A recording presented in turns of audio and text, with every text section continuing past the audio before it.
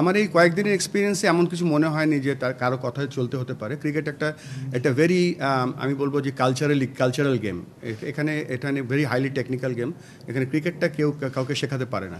Process যে আপনি যে বললেন যে কিছু যেগুলো এসছে সেগুলো তো আমি আজকে এসছি, আমি সেগুলো দেখব এবং আমাদের এখানে যে দল আছে আমরা সেটা দেখব, তারপরে আমরা আপনার এই কোশ্চেনটার অ্যাকচুয়াল উত্তর দিতে পারবো। আমার কাছে মনে হয় যে এই রোলটা আরও বেটার রোল, যেখানে আমাকে হয়তো কম কাজ করতে হবে বা মোর ডাইরেকশন দিতে হবে with the help of all the other experience directors. So এখানে আমার কাছে মনে হয় যে নট অনলি প্লেয়ার ডেভেলপমেন্ট, আমি যে কথাটা বলেছি বাংলাদেশের ক্রিকেট ইন বাংলাদেশ, সেটা আরও ভালো করে জানতে পারবো। আমরা বলতে পারি যে আমরা প্লেয়ারদের গর্ব এই জন্য বলছি যে আমরা একটা সময় একটা কাউন্সিলর করতে পারিনি। আমাদেরকে এমন সময় অনেক কঠিন সময়ের মধ্যে দিয়ে যেতে হয়েছিল একজন কাউন্সিলর হওয়ার জন্য। ওয়ালটন আবারও মিলিয়নিয়ার অফারে ওয়ালটন ফ্রিজ কিনে আপনিও হয়ে যেতে পারেন মিলিয়নিয়ার।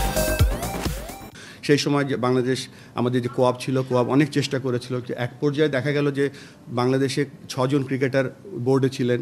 আমাদের পাস্ট বোর্ড প্রেসিডেন্ট তিনি বাংলাদেশ দলের অধিনায়ক ছিলেন। সো এখানে আমি আজকে এসেছি, আমি একটা জিনিস বলতে চাই যে আমরা শিখছি।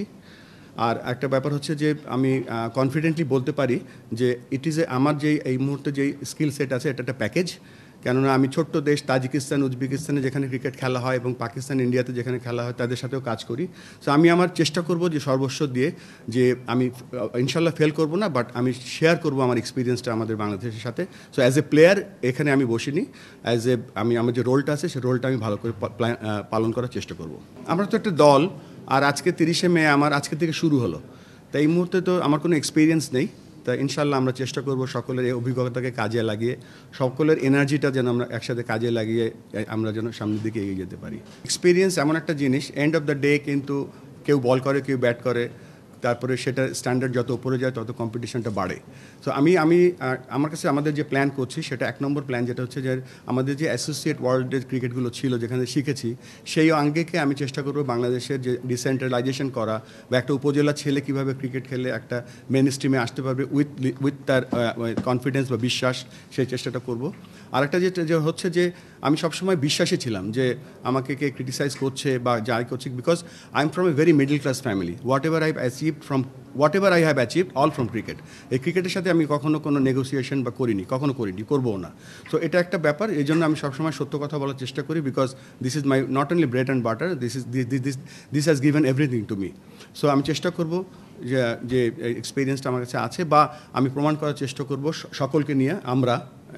আমি শব্দটা উচ্চারণ করতে চাই না, আমরা চেষ্টা করব যে বেস্টটা দিতে, বা আপনার যে সেকেন্ড কোশ্চেনটা ছিল সেই অনুযায়ী আমি প্রমাণ করতে চেষ্টা করব।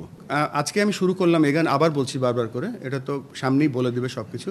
তবে আমি এটা বিশ্বাস করি যে একটা ক্রিকেট দল বা একটা দেশ তখনই এগিয়ে যায় যখন দল হিসেবে কাজ করে।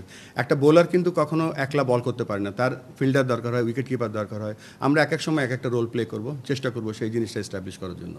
For more updates, subscribe to our YouTube channel and click on the bell icon. Follow us on Facebook and Instagram. Download T-Sports app to enjoy exciting games and highlights. Visit tsports.com.